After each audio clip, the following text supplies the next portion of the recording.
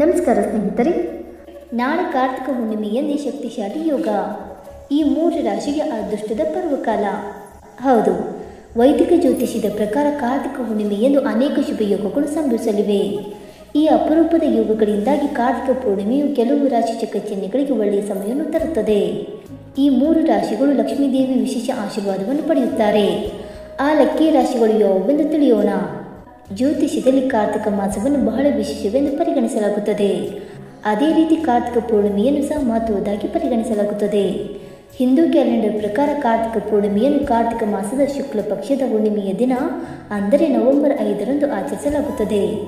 ಇದನ್ನು ಕಿರು ದೀಪಾವಳಿ ಅಂತಲೂ ಸಹ ಕರೆಯಲಾಗುತ್ತದೆ.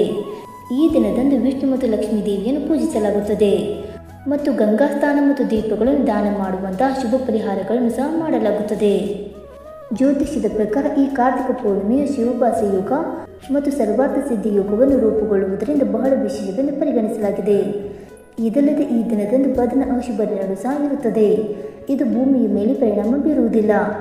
ಆದ್ದರಿಂದ ಕಾರ್ತಿಕ ಪೂರ್ಣಿಮೆಯಂದು ಈ ಅಪರೂಪದ ಯೋಗವು ಯಾವ ರಾಶಿಯವರಿಗೆ ಹೆಚ್ಚು ಅದೃಷ್ಟ ತರಲಿದೆ ಎಂದು ತಿಳಿದುಕೊಳ್ಳೋಣ.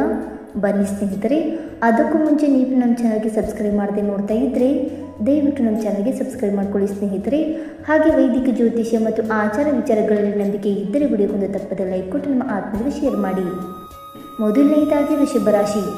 ವೃಷಭ ರಾಶಿಯವರಿಗೆ ಕಾರ್ತಿಕ ಪೂರ್ಣಿಮೆ ಅತ್ಯಂತ ಶುಭಕರವಾಗಿರುತ್ತದೆ. ಈ ದಿನ ನೀವು ಲಕ್ಷ್ಮೀ ದೇವಿಯ ವಿಶೇಷ ಆಶೀರ್ವಾದವನ್ನು ಪಡೆಯಬಹುದು. ಆರ್ಥಿಕವಾಗಿ ಈ ಸಮಯವು ಪ್ರಯೋಜನಕಾರಿಯಾಗಿರುತ್ತದೆ. ಬಾಕಿ ಇರುವ ಹಣವನ್ನು ಪಡೆಯುವ ಲಕ್ಷಣಗಳಿವೆ ಮತ್ತು ಉದ್ಯೋಗದಲ್ಲಿರುವವರು ಬಡ್ತಿ ಅಥವಾ ಗೌರವವನ್ನು ಪಡೆಯುವ ಸಾಧ್ಯತೆ ಇದೆ ಮತ್ತು ಹೊಸ ಆದಾಯದ ಮೂಲಗಳು ತಿಳಿದುಕೊಳ್ಳಬಹುದು ಮತ್ತು ಬಹುಕಾಲದಿಂದ ಬಾಕಿ ಉಳಿದಿರುವ ಕೆಲಸವನ್ನು ಮತ್ತೊಮ್ಮೆ ಆರಂಭಿಸಬಹುದು ಮತ್ತು ವೃತ್ತಿಯ ದೃಷ್ಟಿಕೋನದಿಂದ ಈ ಸಮಯ ತುಂಬ ಪ್ರಯೋಜನಕಾರಿಯಾಗಿರಲಿದೆ. ನೀವು ಸಹೋದ್ಯೋಗಿಗಳಿಂದ ಸಂಪೂರ್ಣ ಬೆಂಬಲವನ್ನು ಪಡೆಯಬಹುದು. ವ್ಯಾಪಾರ ಕ್ಷೇತ್ರದ ಬಗ್ಗೆ ಹೇಳುವುದಾದರೆ ನೀವು ಈ ಸಂದರ್ಭದಲ್ಲಿ ಸಾಕಷ್ಟು ಲಾಭವನ್ನು ಪಡೆಯುವ ಸಾಧ್ಯತೆಗಳಿವೆ.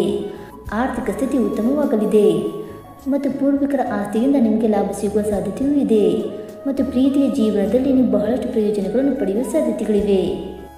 ಎರಡನೆಯದಾಗಿ ಮಿಥುನ ರಾಶಿ. ಮಿಥುನ ರಾಶಿಯವರಿಗೆ ಕಾರ್ತಿಕ ಪೂರ್ಣಿಮೆಯು ಅದೃಷ್ಟವನ್ನು ತರುತ್ತದೆ. ಈ ದಿನದ ಪ್ರಭಾವವು ಜೀವನದ ಹಲವು ಕ್ಷೇತ್ರಗಳಲ್ಲಿ ಸಕಾರಾತ್ಮಕವಾಗಿರುತ್ತದೆ ಮತ್ತು ಆರ್ಥಿಕ ಲಾಭದ ಅವಕಾಶಗಳು ಉದ್ಭವಿಸುತ್ತವೆ. ವಿಷ್ಣುವಿನ ಆಶೀರ್ವಾದದಿಂದ ನೀವು ಉತ್ತಮ ಆರೋಗ್ಯವನ್ನು ಕಾಪಾಡಿಕೊಳ್ಳುತ್ತೀರಿ ಮತ್ತು ಮನಸ್ಸಿನ ಶಾಂತಿಯನ್ನು ಅನುಭವಿಸುತ್ತೀರಿ. ಕೆಲಸದಲ್ಲಿ ನಿಮ್ಮ ಕಠಿಣ ಪರಿಶ್ರಮವನ್ನು ಪ್ರಶಂಸಿಸಲಾಗುತ್ತದೆ. ಇದು ಬಡ್ತಿ ಅಥವಾ ಸಂಬಳ ಹೆಚ್ಚಳದ ಸಾಧ್ಯತೆಗೆ ಕಾರಣವಾಗುತ್ತದೆ ಮತ್ತು ಕುಟುಂಬದಲ್ಲಿ ಸಂತೋಷದ ವಾತಾವರಣವು ಇರುತ್ತದೆ ಮತ್ತು ಬಾಕಿ ಇರುವ ಕೆಲಸಗಳು ಪೂರ್ಣಗೊಳ್ಳಬಹುದು ಮತ್ತು ಜೀವನದಲ್ಲಿ ಸಂತೋಷವು ಹೆಚ್ಚಾಗಲಿದೆ. ಹಠಾತ್ ಆರ್ಥಿಕ ಲಾಭದ ಸಾಧ್ಯತೆಗಳು ಇವೆ ಮತ್ತು ವ್ಯಾಪಾರಸ್ಥರು ಬಹಳಷ್ಟು ಪ್ರಯೋಜನಗಳನ್ನು ಪಡೆಯಬಹುದು ಮತ್ತು ಹಣಕಾಸಿನ ಪರಿಸ್ಥಿತಿ ಉತ್ತಮವಾಗಿರಲಿದೆ ಮತ್ತು ಕುಟುಂಬದೊಂದಿಗೆ ಉತ್ತಮ ಸಮಯವನ್ನು ಕಳೆಯಿರಿ. ಇನ್ನು ಮೂರನೆಯದಾಗಿ ಕನ್ಯಾ ರಾಶಿ. ಕಾರ್ತಿಕ ಪೂರ್ಣಿಮೆಯು ಕನ್ಯಾ ರಾಶಿಯವರಿಗೆ ಅದೃಷ್ಟದ ದಿನವಾಗಿರುತ್ತದೆ. ಲಕ್ಷ್ಮೀ ದೇವಿಯ ವಿಶೇಷ ಆಶೀರ್ವಾದದಿಂದ ಸಂಪತ್ತು ಮತ್ತು ಸಮೃದ್ಧಿ ಸಾಧ್ಯವಾಗುತ್ತದೆ. ಈ ಸಮಯದಲ್ಲಿ ವ್ಯವಹಾರಗಳಲ್ಲಿ ಲಾಭ ಗಳಿಸುವ ನಿರೀಕ್ಷೆ ಇದೆ.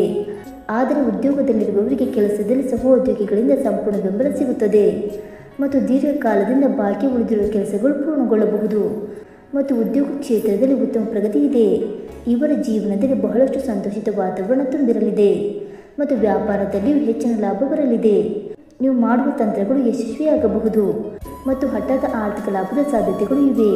ನೀವು ಪ್ರತಿಯೊಂದು ಕ್ಷೇತ್ರದಲ್ಲೂ ಸಾಕಷ್ಟು ಯಶಸ್ಸನ್ನು ಸಾಧಿಸಬಹುದು. ಪ್ರೇಮ ಜೀವನ ಚೆನ್ನಾಗಿಯೇ ಇರುತ್ತದೆ. ಮನೆಯಲ್ಲಿ ಯಾವುದಾದರೂ ಸಮಸ್ಯೆಗಳನ್ನು ಎದುರಿಸುತ್ತಿದ್ದರೆ ಅದರಿಂದ ನೀವು ಪರಿಹಾರವನ್ನು ಪಡೆಯಬಹುದು.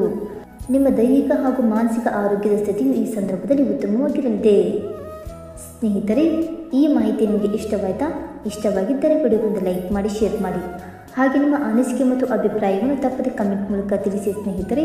ವಿಡಿಯೋ ನೋಡಿದ್ದಕ್ಕಾಗಿ ಧನ್ಯವಾದಗಳು. Thank you so much.